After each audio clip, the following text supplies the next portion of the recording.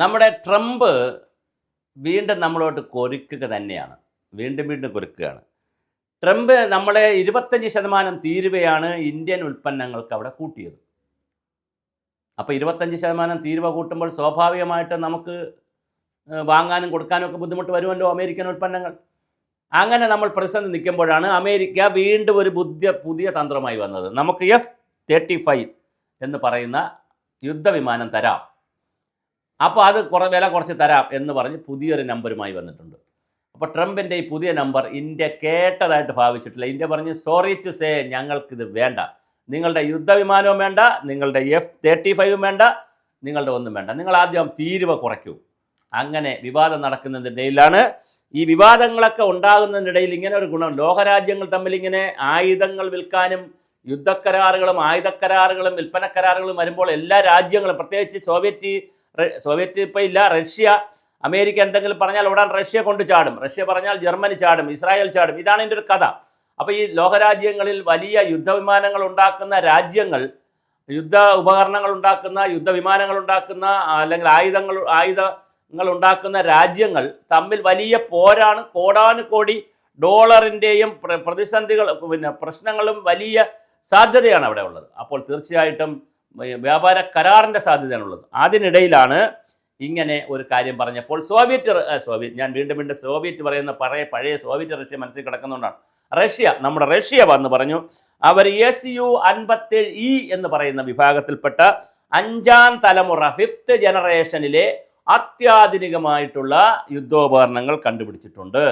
അത് മാത്രമല്ല, ഇന്ത്യക്ക് തന്നിരിക്കുന്ന മറ്റൊരു വാഗ്ദാനം, അതിൻ്റെ സാങ്കേതികവിദ്യ കൈമാറാം. സാധനം ഉണ്ടാക്കി കൈമാറുകയല്ല, അതിൻ്റെ സാങ്കേതികവിദ്യ കൈമാറാം.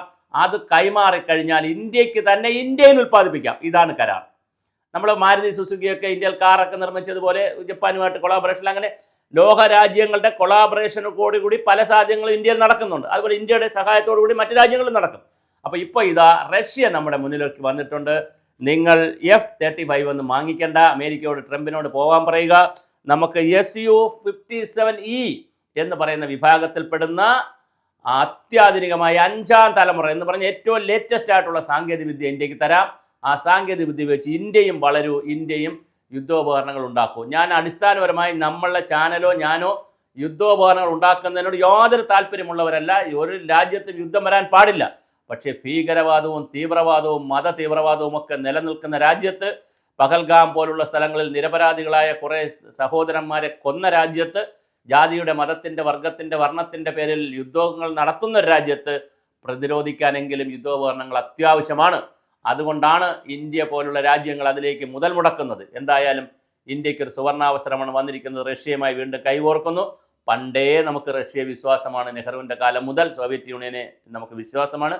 അവർ നമ്മെ ഒരുപാട് സഹായിച്ചിട്ടുണ്ട്. അവർ ചിലപ്പോൾ സഹായിക്കാതിരുന്നിട്ടുണ്ട്, പക്ഷെ ചതിച്ചിട്ടില്ല. അതേസമയം ട്രംപിൻ്റെ ഗുണമെന്തെന്ന് പറഞ്ഞാൽ, നിപ്പിൽ വേഷം മാറുന്ന മനുഷ്യനാണ്. അമേരിക്കയുടെ രീതി അങ്ങനെയാണ്. അവരുടെ കാര്യമല്ലാതെ മറ്റൊരു കാര്യവും അവർക്കില്ല.